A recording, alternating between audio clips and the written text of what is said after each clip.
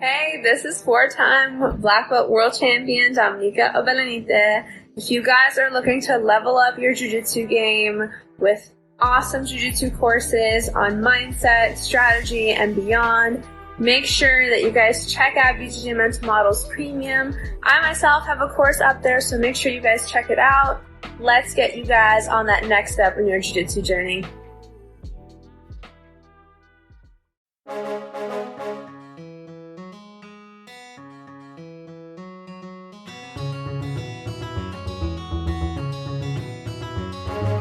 Hey, welcome to BJJ Mental Models, episode 237. I'm Steve Kwan. BJJ Mental Models is your guide to a conceptual and intelligent jiu-jitsu approach. And today, happy to be joined by a first-timer on the podcast, Mandy Schneider. How's it going, Mandy? I'm good. How are you? I am also doing good. I've been wanting to have you on, and you had an awesome topic based on some stuff that you had disclosed on social media recently. Yeah. So with that said, how about I just turn this over to you? Give yourself a quick intro. Tell everyone who you are, and then we can get going. All right. Well, again, I'm Mandy Schneider, like you said. I train out of Soul Fighters, Texas, in the Dallas area. I'm a purple belt under Mateus Galval. I've been trained since I was about almost 14 years old. I just actually turned 19 on Sunday. So that's good. I've been training for almost about 5 years now. But yeah, I mean, that's a little quick summary about me. Jiu-Jitsu is what I love and it's what I do. Man, that makes me feel old. When I was that age, I hadn't even heard of jiu-jitsu yet. Yeah, I'm grateful.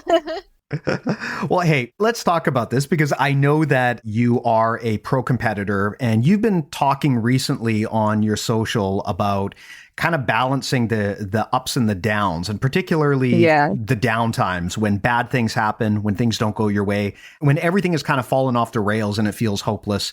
How do you get back on track? So with that said, I'll turn it over to you and you can tell the whole story here.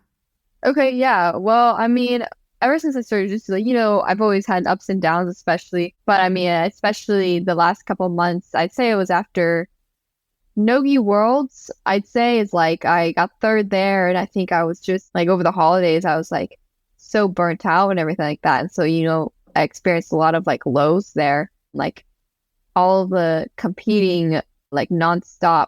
And then after I decided like, okay, I'm not gonna slow down. I'm gonna fight Europeans. I'm gonna like keep going.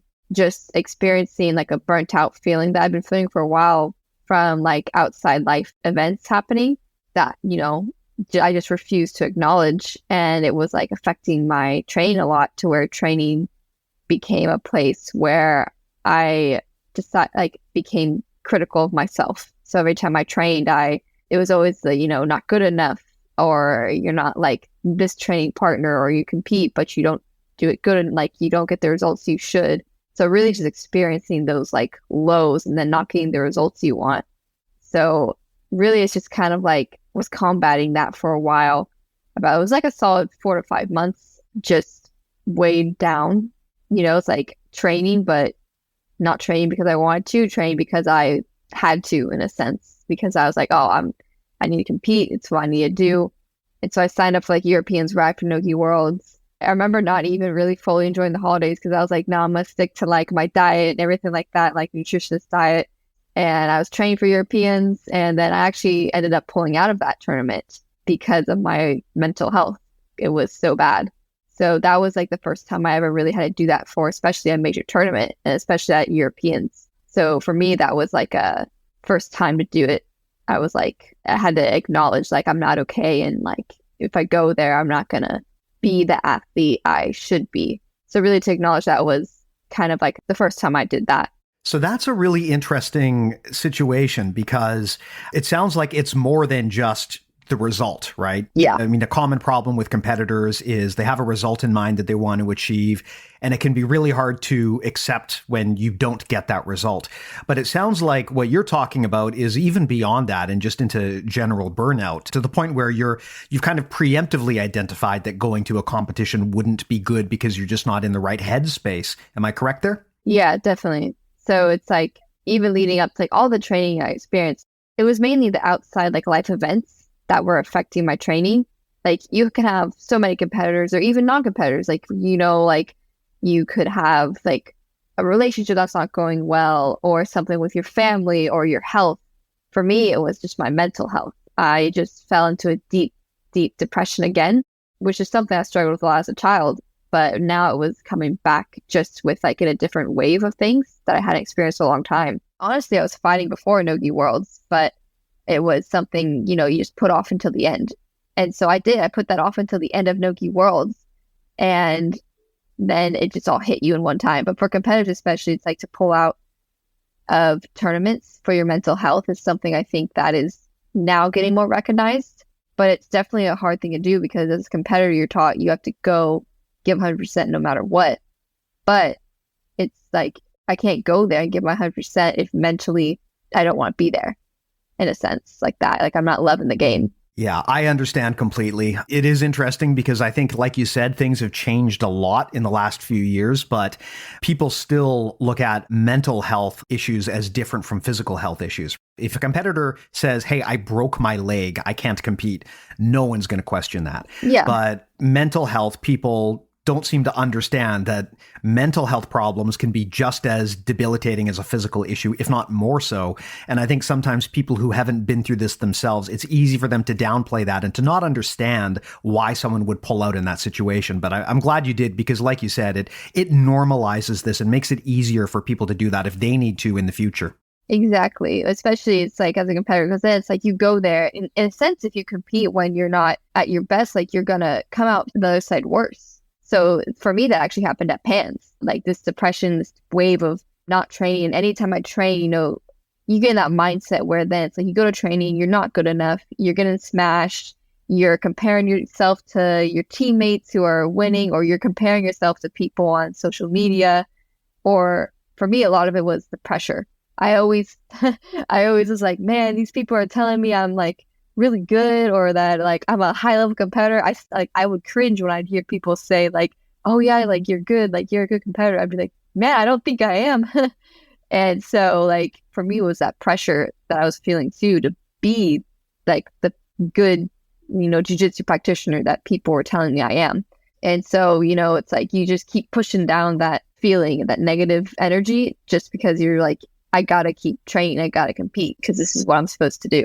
So do you see kind of the source of this problem as being something related to jiu-jitsu and performance itself? Or is this more just because you've got so many expectations that you've piled up on yourself that it becomes overwhelming at some point? I think definitely it is a mixture of both. Like for me, I'm a very self-critical person. Whatever I do, I always want to make sure I give 100% and it be perfect. And I think a lot of jiu-jitsu athletes are like that in a sense. They're like chess. It's like chess players. Like everything you do, you want it to be precise. But a lot of it is like the goals and dreams I have. It's like I put so much pressure on myself to achieve those goals. And I'm a very highly critical person. So even if I win or compete, it's like whatever I did, it's still like my mentality was it's not good enough. Like I could have had a great training session, or let's say I could have won a match, and I would say, but it's not good enough. I didn't do X, Y, and Z. And so really it was just being stuck in that negative mindset of I couldn't ever acknowledge anything good. And I always had that pressure on me. Like I was putting that pressure on me to be exceptional. And it took away all of my enjoyment from jiu-jitsu, really. Yeah, it's interesting you bring that up. We had Liz Mitrovich on the podcast recently, and she talked about her own battles with perfectionism, which is a kind of a related problem and another very common trigger for depression and anxiety, just this need to do everything perfectly the first time. But in reality, that very rarely is how things shake up. So if that's your expectation, you're just setting yourself up for disappointment and problems in the future. Yeah, for sure. And again, like it's not even just like the in training, like perfectionism. It's like the outside of life. It's like I struggled with depression and anxiety as well as a child. And so I was no stranger to that feeling. So then it's like I also had a lot of outside like life activities happening as well with like past trauma and trauma related to jiu-jitsu that was like hindering it. So it's like burnt out on both ends, It's like jiu-jitsu was where you would go to feel better about it, and like it's the thing you love. But when you're getting burnt on both ends, is like there's no middle ground, there's no enjoyment in life, because I made jiu-jitsu almost like a job, and then like no enjoyment anymore. And then in life I had no more enjoyment either. So there was basically no like joy or positivity happening anywhere in my life. It's interesting you bring that up because I've heard that old adage about how if you love something, don't make a job out of it because then you're going to hate that thing. Yeah, 100%. Yeah, it sounds similar to what you're talking about here because, I mean, I remember, granted, I do jiu-jitsu for fun, right? But I remember when I started jiu-jitsu, it was this fun, exciting new thing, and there were no expectations on me to be good or bad, right? It was just, everyone knows if you're a white belt, you're going to suck. Yeah. So there's no expectations. You can just go in and have fun. But as you start to get more senior and advanced, and as you start to assume coaching responsibilities and people have expectations of you, it's easy for that fun thing to turn into a chore and to kind of lose your passion for something that you otherwise loved. And that's something that I got to be honest, I've struggled with as well. And I don't really have a good answer for it. If you have figured one out, I would love to hear it because I do sometimes feel, and maybe this is just the inevitable after the honeymoon period of anything you love, I sometimes do feel like, man, I wish I could be a white belt again because things were just so much more fun back then. Yeah, I get that all the time. The amount of times after I got my purple belt, every time I remember I was saying, man, wish I could be a blue belt again. But yeah, I definitely did have to really pull myself out of there. It was challenging at first. You know, I'm no stranger to pulling myself out of a spot, especially jiu-jitsu related with my past, you know. So, but this one was like a new one. It's like, for me, jiu-jitsu saved my life originally. And so I was like already determined. It's like, okay, I know I love jiu-jitsu. I just have to remind myself why. And if I can't remember why, I need to find a new reason. So what really helped was, it was really quite recently that I got my passion back from it. It was after I lost pans. I needed to like wake myself up, basically. Like that was the hardest loss I'd taken. And I just remember thinking like, I gotta find that reason. I gotta fix this. And so I talked to my coach and he was like, he gave me this book actually that helped me a lot. It was called The Champion's Mind by Afremow. I think I'm saying his name right. And, you know, I started reading that just to kind of help a bit. And, you know, it helped a little bit, but then I had to really like dig deep in myself. But what really helped me was going back to like my first ever class in jiu-jitsu. And I was remembering why I loved this like so much. And I just remember like the community jiu-jitsu gave me. That's my biggest thing, is the community jiu-jitsu gave me. That's what really sparked my love for jiu-jitsu, was the people. So I told myself like, okay, every training I'm going to come in and I'm just going to start every training by laughing or like talking with my coach or my teammates. And so it's just like giving myself those kind of little goals. Just reminding myself like the biggest reason I started jiu-jitsu, going back to like day one, basically. So that was like the first step. And then also the biggest one was accepting that I wasn't okay, which I think a lot of people, especially jiu-jitsu athletes, struggle with, is to accept their own mental health. I think that's one big thing. So I told myself I had to accept I'm not okay. And I had to accept that I can't control like any outside life events, but I can control like the future. Yeah. So for sure, just accepting that my mental health wasn't okay and acknowledging that is what helped me get past it, because it gave me the peace to remember that. And I had to start giving myself these reminders and just trying to learn to be less self-critical in training. And my biggest thing was comparison. Like I knew like comparing myself to my training partners was not good for me at that time. Because I think a lot of people, especially, they'll compare themselves to a teammate who, let's say, has been training longer or is way bigger than you. Like for me, I'm the smallest person in the training room usually. So for me, I'm like, in my mind, I was like, okay, man, I lost to I have one teammate. She's so strong. And every time I roll with her, I'm like, man, like I suck. She passed my guard like 3 times and I couldn't do anything. And then I have to tell myself, like, I used to believe, I was like, strength doesn't matter at all. Because people, people say that in jiu-jitsu, like, man, strength doesn't matter at all. And I'm like, listen, when you weigh 100 pounds or like 105 pounds, you can talk. So it's like just learning to correctly compare yourself, basically, I guess, in a sense. It's funny. Everyone I know who plays that card about how, strength doesn't matter, it's always people over 200 pounds. It's never a rooster weight who tells you, strength doesn't matter if your technique is good enough. And I used to believe that too. That's why, because I was so critical of myself. I was in that crazy mindset where I was like, man, they're like, heavier than me or stronger than me, but that shouldn't matter. I should be able to kill them. Like, I should be that good. And then I had to learn. I was like, man, why would I want to be the person in training killing everybody? Because, it's a classic saying, you don't want to be like the best in the room in a sense, because then how are you going to get better, So really just working on the thing of the biggest one was accepting that you aren't okay, and then going back to the basics. Like, I reminded myself the biggest reason that I started jiu-jitsu and what made me fall in love for it. And personally for me was then using that and just focusing on that, and then slowly kind of rebuilding like my love, like going basically like back to when I was a white belt. Like you were saying, like how you wish you go back to a white belt. That's kind of what I had to did. Like I had to go back to like the white belt mindset, like the honeymoon mindset, in order to like re-spark my love for jiu-jitsu. So I had to come into the gym every day with like kind of a new mindset, like, like a happy little like white belt, like, oh, I get to go train, talk to my friends, but still being like, but I gotta like, like pour hada because, I gotta get ready for worlds and stuff.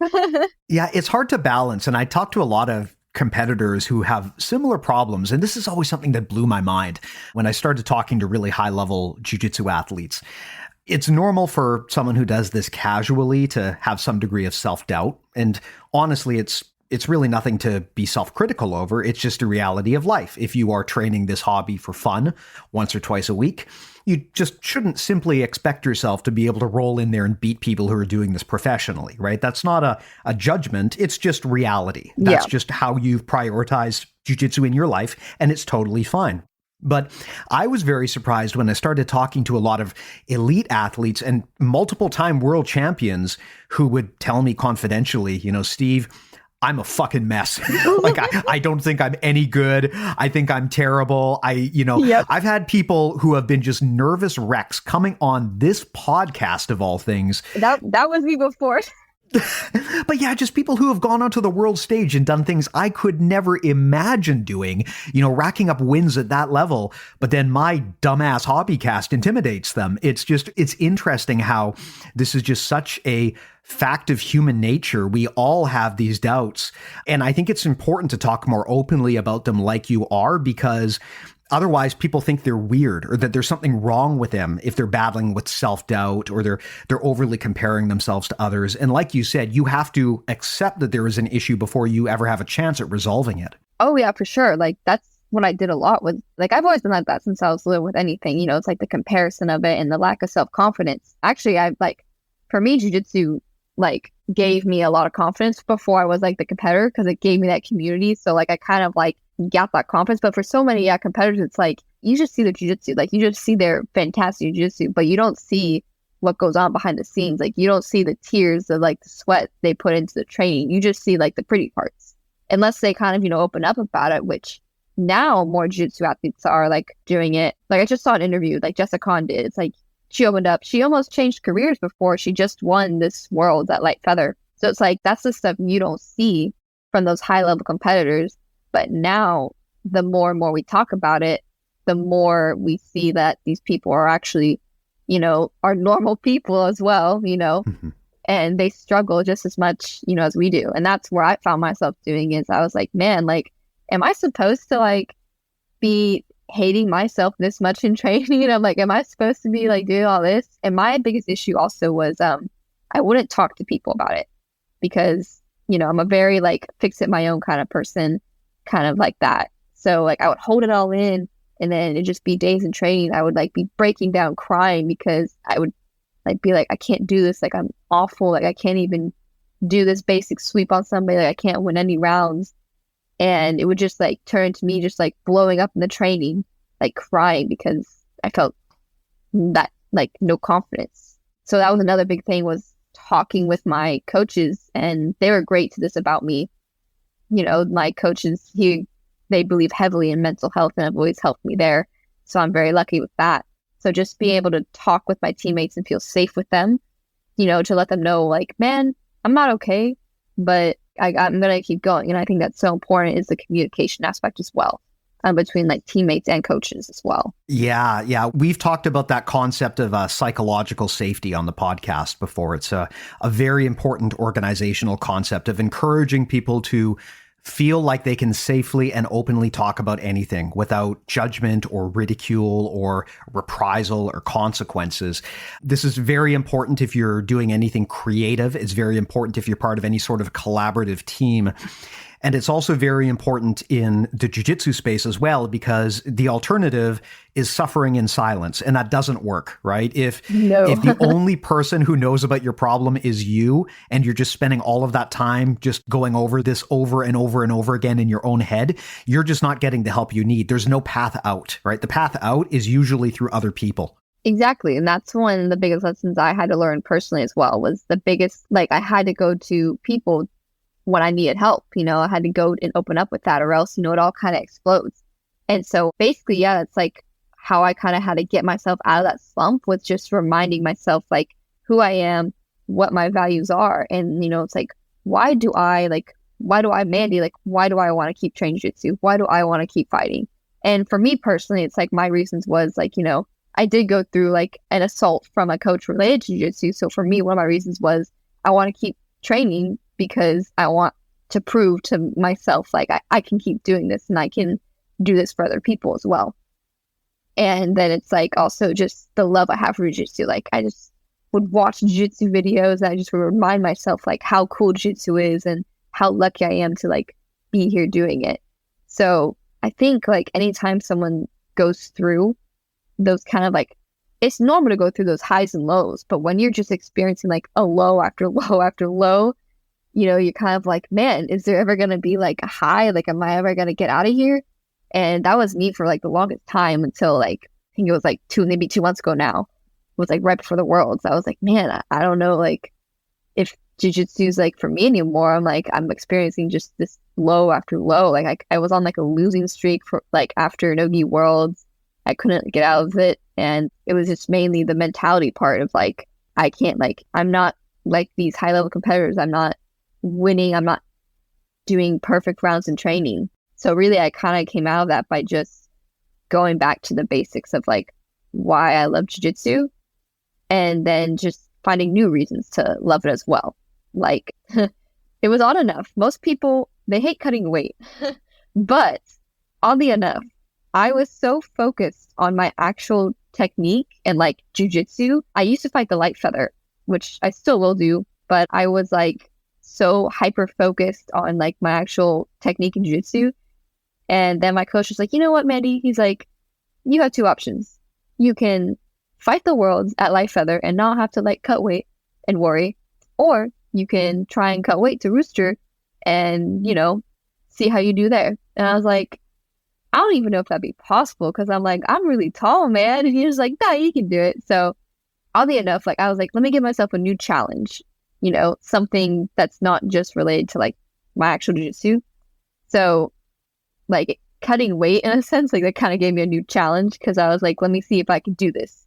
So like finding new ways to challenge yourself in and outside of training, like it gave me a whole new mindset on discipline as well. So I think that was also a big thing as well. Now, not everybody has to cut weight, but it was just like finding a new challenge basically too.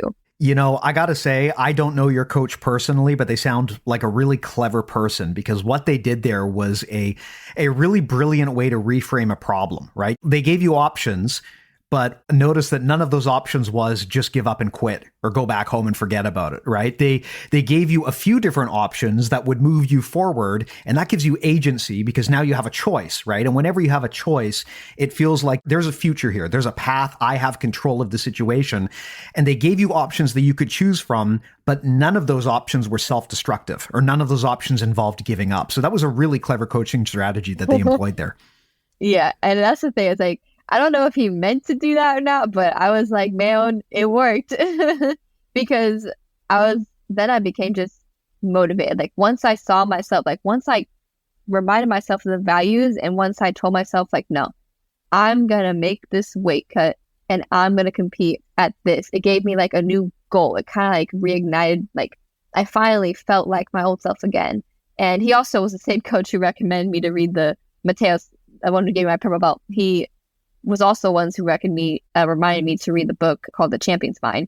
Just, again, to like learn more about like my mentality. It's like, it's like every athlete needs to know how to control their mindset when they compete. For me, that was my biggest struggle. And now finally, I'm learning how to do that and control like my emotions and everything like that. Really, it was like reignited my love for jiu-jitsu.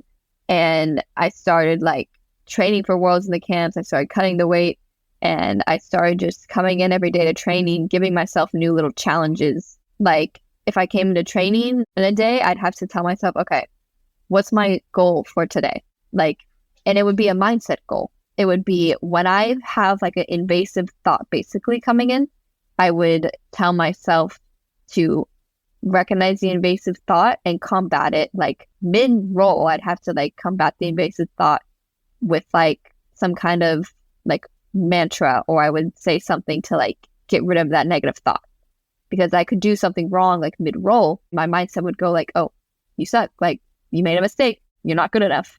And I would then I have to learn how to tell myself like mid-match, be like, nope, I made a mistake, is what it is, I'm not gonna make the same mistake again. So it was really like my whole like worlds for training for camp was like working a lot of my mindset as well, and learning how to train my mind like while rolling, because my mind was so like negative. So it was really a lot of that. Something that I've always found helpful, because unfortunately, this is one of the things about depression, right? Yeah. For most people, when things are going well, your natural inclination is to go out there and connect with the world and be with people. But when things are going poorly, for a lot of us, our natural inclination is to retreat inside ourselves and to kind of shut things down and close ourselves off. And the problem is that is the exact behavior that depression thrives on, right? Exactly. That's why depression is so devastating, is because it creates a downward spiral where it becomes very hard for you to go out and connect with people and do the things that will pull you out of the depression. Yeah. We had Dr. David Lay on the podcast talking about that a while ago, who, in addition to being a prominent clinical psychologist, is also a jiu-jitsu black belt. And he had some great thoughts on this. But I also love what you're talking about, dealing with negative self-talk. Intrusive thoughts are something that everyone deals with. And something that I've found personally is it's very hard, at least for me, to just turn off intrusive thoughts. If you're thinking negative, you can't just stop thinking about something. There's actually a kind of a famous concept that they call the law of contrast. And the idea is, if I tell you not to think about something, you can't help but think about it, right? The common example being, if I say, Mandy, don't think of a pink elephant, I guarantee you just thought of a pink elephant, right? I just thought of it, yeah. So the trick with a lot of intrusive thoughts and negative self-talk is you can't stop yourself necessarily from thinking those things, but what you can do is focus your attention on positive things and just overwhelm yourself internally with positivity. Just rather than thinking to myself, don't think this, to instead pick something good and productive and think about that and just drown out the negative thoughts. That I've always found to be helpful, for me at least.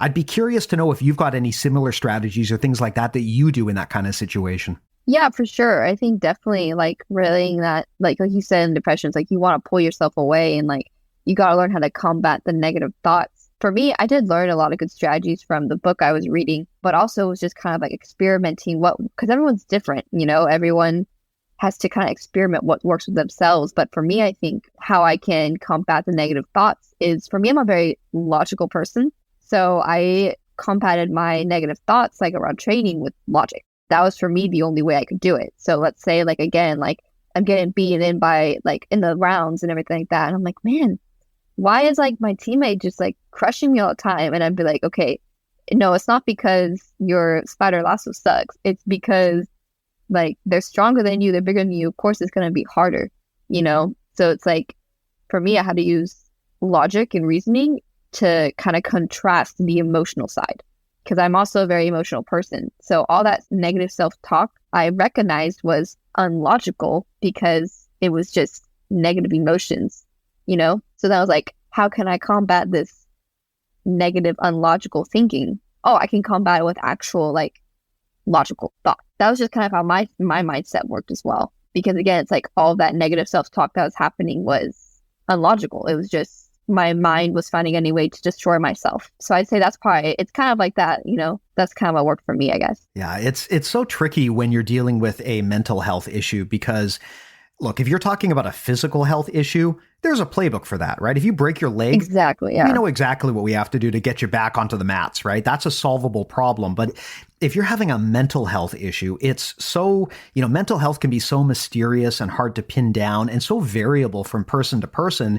It can be a bit intimidating because you don't even know where to start. Yeah. I mean, if you were to go to the mats today and break your arm, you would know exactly what you have to do and exactly how to get better and exactly when you could come back. Yeah. But if you're going through a massive depressive bout, it's not that simple. No, I think especially too is a lot of people don't recognize when they're going through any kind of like mental health issue and when they're training, especially athletes. But it's like, where do you start? For me, it was starting and recognizing that it's an issue and it's affecting me. Because I used to believe like my mental health, like it shouldn't affect my training this much.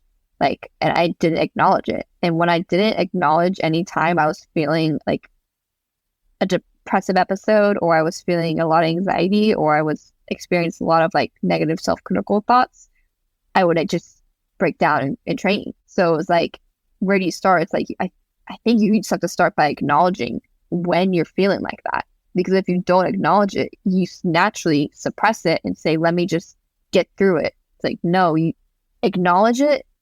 And that way you're self-aware. Like when you're self-aware, you can combat those negative thoughts way easier. If I know today I'm experiencing a lot of like, I'm having an episode or I'm really negative today, I'm going to be self-aware of that and I'm going to be able to combat that a bit easier. Yeah, that makes a ton of sense, right? Kind of being able to almost take a step back and look at yourself from another perspective and just understand that this is an emotion that I'm dealing with right now. It doesn't necessarily define me. And just coming to terms with the fact that, okay, this is happening, this exists. How do we go about fixing it? Because I think part of the problem, like you said, is when you're always depressed or when you're depressed over a long-term period, it just starts to feel normal, right? It doesn't feel unusual anymore. It feels like that's just what life is. And that's the worst place to be. Yeah. And that's what I thought too. I thought this is my normal. And I fully believe that this is how I was going to feel for a long time because it was like experiencing just lows and lows and lows. And it wasn't until recently I finally felt like myself again. And I finally found that joy again and that reminder of this is why I want to train. This is why I want to do it. And I even actually had teammates telling me recently too, like even when I was cutting weight, they're like, man, like you feel so strong. Like you feel like faster, like you feel like you look healthy, like you look brighter. And I'm like, thanks, but I'm like trying to cut like 10 pounds here, but if I look healthy, cool. But it was because it wasn't the physical appearance, it was because your mental health state certainly affects your body. And I remember feeling like a slug.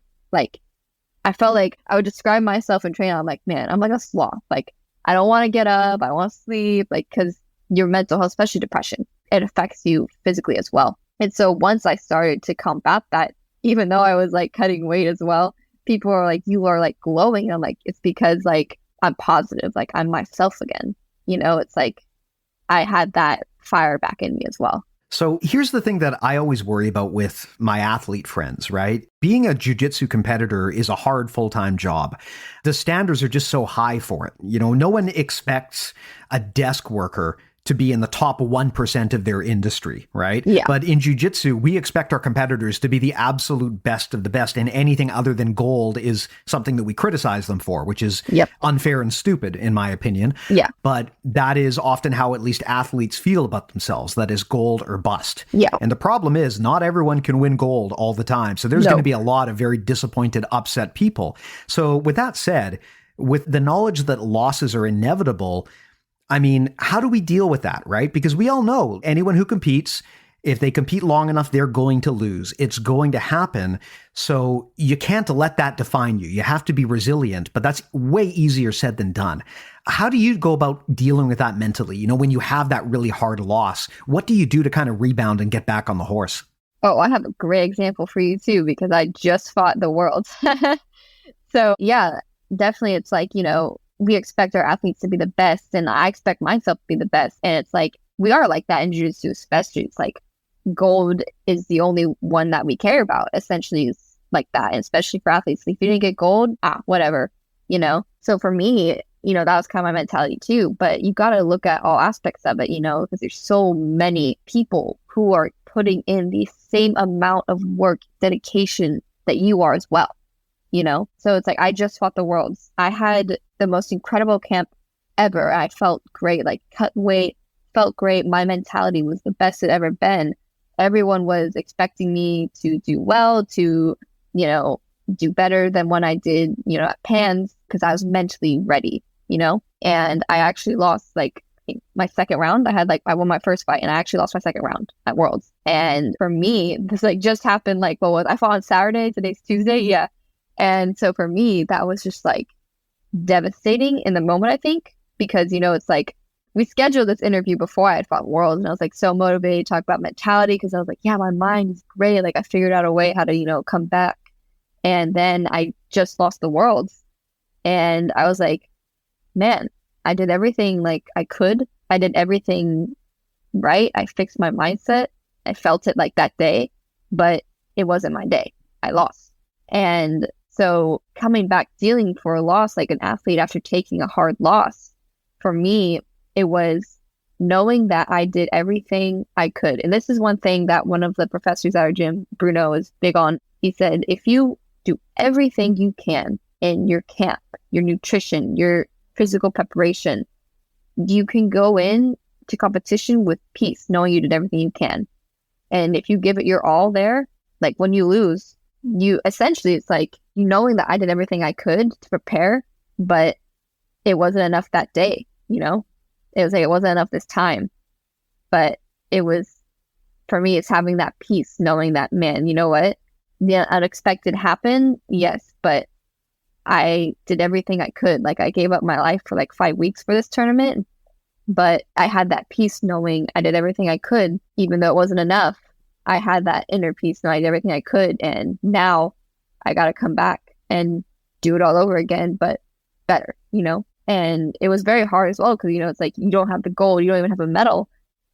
I did have that negative day for a little bit, that negative thought, being like disappointed, being like, oh, I lost, I suck, like nobody cares. But it didn't last long because, again, like my mindset was so sharp. I recognized that I did everything I could and it wasn't enough. And that's okay to an extent as long as I come back from it, like, and learn. Yeah, I love that idea just of understanding that the result on one particular day doesn't define you and isn't who you are. Just shit happens, right, on any given day. The example I always give on this is there was a legendary moment in UFC history where Kevin Randleman, I believe he was supposed to fight Pedro Hizo or something, and Kevin was the champion at the time, and on the way out to the ring, he slipped, knocked himself out, fight was off. Like, he probably would have won that fight. Kevin Randleman was literally a monster back at the time, right? I mean, he was a scary dude, knocked himself out on the way to the ring. Fight never happened. Like, you can never know what's going to happen. And I think the mistake a lot of athletes make is they let their wins and losses define who they are as a person. So when they lose, they feel like I am a loser rather than what they should be thinking, which is on that particular day, the stars just didn't align for me. That's not who I am. That was just the result of that one day. And we'll make some changes and we'll try again next time, which I always think is more productive. Definitely. And, especially after that. And then, again, it's different. That's what I'm saying. It's different if, of course, you went into that competition and you knew like, oh, I could have done more. Like, Nate, I should have trained, like knowing that, oh, I didn't do enough. But if you go into a competition knowing I did everything I could and you lose, you're gonna be able to bounce back way faster than if you go in knowing that I should have done this. I broke my diet. Maybe I should have worked out more, like, So being able to go in with that confidence too is very important. But yeah, especially competitors, it's like, damn, I lost. Like, suck, I'm a loser. But like you said, it's like that guy slipped, hit his head, and it's like fights off. So it's like you never know. It's like I think it's good to acknowledge, like, okay, I'm a loser in that match. Yeah, I lost, but I'm not a loser forever. Like, I lost today, but like you have a lot ahead of you. Especially like me, I had to recognize, and like I fought on Saturday, and then my birthday was actually the next day. So I was like, okay, so I lost today, but I'm young, like I got a lot ahead of me, and ultimately my dream goal is to be a black belt world champion. So I think like you got to look at the journey and look at the long run, it's a long journey. It's not everything is perfect. That's what I really had to understand in my life, especially as like being a perfectionist. Not everything is perfect, and I don't want everything to be perfect. Perfect is boring. Well, that's a really good point too, which is people who are perfectionists, and I think all of us have a little bit of this inside ourselves. We think that perfection is a good thing, and that therefore, if we're not perfect, it means that something's wrong. But I think you've kind of identified that, look, perfect is a myth. There really is no such thing as perfect, right? It's an unattainable goal. Exactly. And so if you think the right answer is perfection or bust, then what you're saying is I will always be miserable because I will always fail to be good enough to meet my own standards, which is just not a good way to live. Exactly. And that's how I was living, especially with jiu-jitsu. I became so like wrapped up in my head about like, oh, everything has to be perfect. And a lot of it came from, comparing yourself to people, but it's like, it can't be perfect. If you're expecting everything to be perfect, like you said, like, you're going to be disappointed every single day.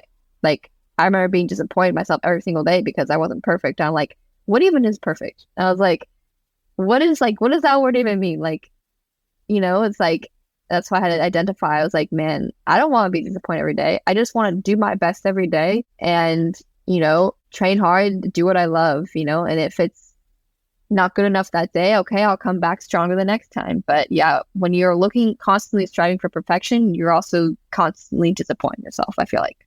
Yeah. Now, something that you brought up here is the old trap of comparing yourself to others. As the saying goes, comparison is the thief of joy.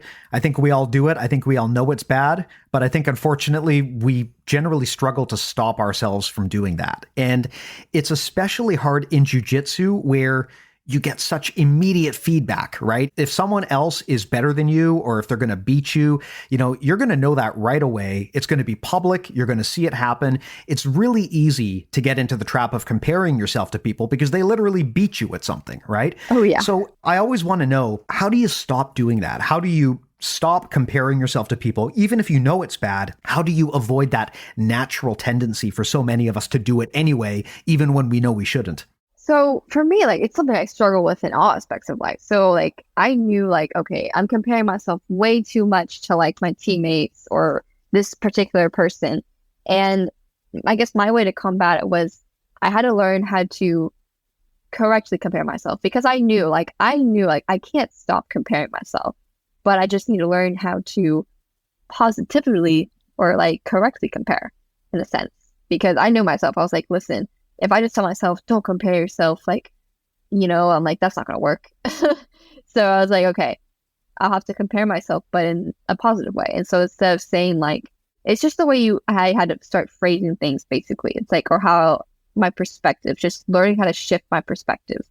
Like if I was rolling with another purple belt girl, like I have another purple belt in the gym, she came to do our camp with us. Like, I had to learn how to compare myself to her in a positive way. Instead of being like, oh, my pressure, or I'm not as strong as her. Like, I need to learn how to put more pressure like her. Instead of saying like, I'm not as strong as her, I had to start saying, I'm more flexible, but I should learn how to do this. So it's kind of like I'm comparing myself, but I'm learning how to rephrase it and how to correctly compare. So like, I guess that way. It's interesting. There's an amazing book called Mindset by Carol Dweck, and she talks about this. She talks about the difference between a growth mindset and a fixed mindset. Yes. And what she says is that you always want to have a growth mindset, and that is where you identify things the way that you described there, where you look at things that you can improve. Mm-hmm. A fixed mindset is where you think you have certain ceilings on the things you can do, and you impose limiting beliefs on yourself, like saying, I'm not athletic or I'm not strong, right? That's a fixed mindset. Whereas if you can instead reframe that, so you're asking yourself, okay, well, I think I could be better at this. How do I go about doing this? Then you're looking at yourself as a dynamic entity that can improve. And that's a growth mindset, which is a totally different ballgame. Definitely an important mental shift for anyone to make. For sure. And I think, because that's the thing, is like comparison. It's not, I think a lot of us now associate the word comparison like in a negative way. But really, comparison is a powerful tool you can use if you use it correctly. Either way, you're going to compare yourself to somebody. You just have to learn how to positively compare yourself with like a growth mindset, like you're saying, instead of comparing yourself with a fixed mindset. Like if I compare myself, if I compare like, oh, okay, my lasso like is not as good as this teammate's. I was like, no, my lasso can be as good as that teammate. I just need to learn how, you know? Yeah. But yeah, definitely a growth mindset. Yeah, I remember that being a big breakthrough for me where I realized that I was imposing a lot of limiting beliefs on myself. And it's not a matter of, this is my ceiling. This is the limit of what I can do. And it's always going to be like this. It's more, this is where I am right now. And with the right motivation and effort, I can move that needle if I choose to. And that's a big realization that I think most people just don't buy into. We way too easily put limiting labels on ourselves, and that can create a lot of problems down the road, like you've described here. Yeah, for sure. Because jiu-jitsu, it's a sport you have to grow in. Like, that's the only way you get better is by growing. So you have to learn how to correctly learn what kind of mindset works for you and how you can apply that, especially. But yeah. Got it. Now, one thing I wanted to ask you, Mandy, you mentioned something really interesting, which is that the coaches that you train with were already sort of familiar with ways to help athletes build up their mental confidence and their mental game. And I would argue that you are tremendously lucky there because most coaches don't seem to really think about this that much, right? Most coaches, they're very, very focused on the technique side of things. If you're lucky, maybe they go a little bit beyond that and they incorporate sports science and psychology to some degree. Mm-hmm. But most coaches are, I think, overly focused on technique and not on the mindset side of things. From the perspective of someone who has benefited from this, mm-hmm. what do you think coaches should have in their toolkit when it comes to helping their students, both their competitors and their non-competitors, to just be more confident, happier versions of themselves? Like, is there any training or resources or things that your coaches do that you really wish all of the other coaches out there were doing too? Yeah, for sure. Like you said, I am extremely lucky to have these coaches who definitely care about like mental health and like actually how you are as a student and like how that plays a role. But I think it is very important for coaches to understand the mental health of students and how each student is motivated, or, how a student's mental health is going to affect their training and performance ultimately. Definitely, I think for coaches, the biggest tool, is to actually care about your students. If you have a coach who's just kind of like, oh, you know what, Jimmy's kind of, never performs well, I'm not going to give them much attention. I'm going to give my shining star students the attention. If you have a coach like that, like, they're not going to help you, But for coaches who do care about like how a mental health can impact their athletes, it's definitely, just by understanding that every athlete is different. Some athletes struggle more openly with it, some don't. But for sure, like, you're a coach and you can understand that when an athlete has an off day or is having some life issues, it's going to affect their training. So my biggest thing too was I am a people pleaser. And I think a lot of athletes are, like, especially jiu-jitsu athletes. Like, if you're close to your coach, or you want to always impress your coach, you always want to make them proud. So I would always feel like anytime I did something wrong, my coach would be disappointed in me, even though they weren't. So I asked my coach, I had to ask him, I said, listen, I know you're not disappointed in me when I do this thing wrong, but can you vocalize that to me? Because my mind is telling me that you're always disappointed in me whenever I do, something I think is wrong. And then he was like, of course. So being a coach and being able to understand what your student needs, especially if they vocalize that to you, I think is also very important. Because I vocalized that. I said, I think you're always disappointed in me. And he's like, well, I'm not. And I'm like, okay, can you remind me that? And he's like, yeah. And then eventually he didn't have to keep reminding me, like, because I got over that hurdle by communicating that with him. Yeah. And again, I think that unfortunately for a lot of coaches, they probably feel that getting into the human emotional side of things is sort of outside of the scope of their job, which I think is absolutely wrong. There's a lot more to being a good jiu-jitsu coach than just teaching people techniques. There's so much more. Yeah. I think that a good, well-rounded coach also is going to make sure to inform themselves about sports science, sports psychology, yes, and things like this, because sometimes those moments where your coach goes to bat for you or reinforces the things you're doing that are right, that kind of stuff can stick with you and benefit you a lot more than learning some inverted arm lock that you're never going to use. I think it's a problem that jiu-jitsu coaches tend to so hyper-focus on technique.